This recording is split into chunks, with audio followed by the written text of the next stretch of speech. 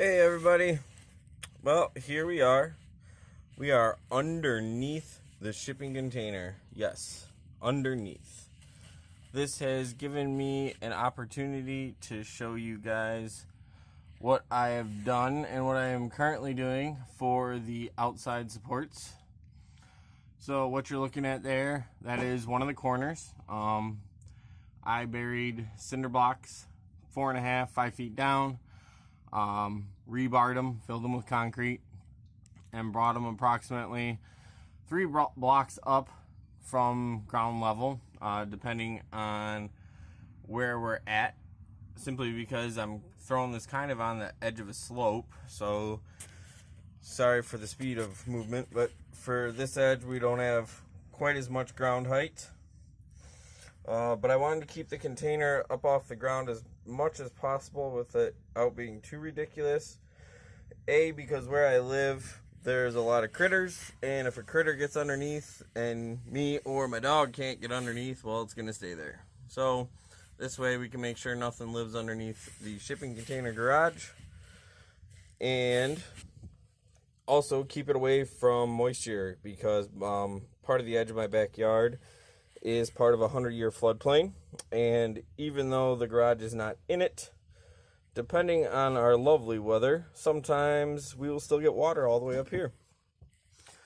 So what you're looking at right here is the center column.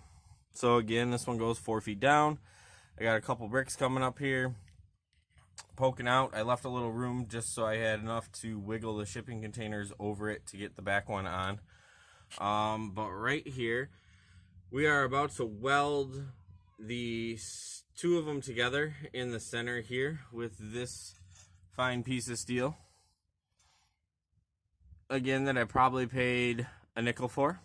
So I'm gonna weld this up and then get back to the video, because honestly, if you guys are watching this, you probably don't care to see me weld. You're just looking at this for ideas and engineering concerns. So I'll get back to you in a minute. Hey guys, we're back. You can see I got the car jack under here. Already got this all welded up. Put an extra I-beam on there just for any side-to-side movement. Side note, don't judge my paint. Don't ever buy this crap. The dollar spray paint. Y'all know what we're talking about here. It's not even worth the hassle. I just bought it hoping to cover some welds in between actually rubberizing the underneath here and getting it sealed. That way you don't have to deal with too much rust. But honestly, just spend the $5, buy a good can, because that stuff is crap. Anyways, so like you said, got the car jack under here, brought it up to relieve some of the stress. We're gonna put some steel shims under here like so, and then we're just gonna even that out, because as you can see,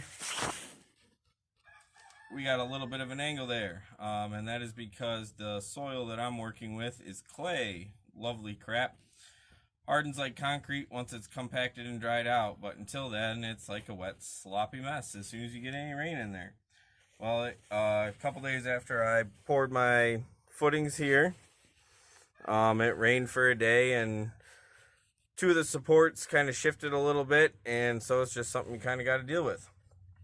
So yep, that's just taking care of buttoning up the center support. Make sure everything stays tight together and doesn't cave in the center, because that would be horrible.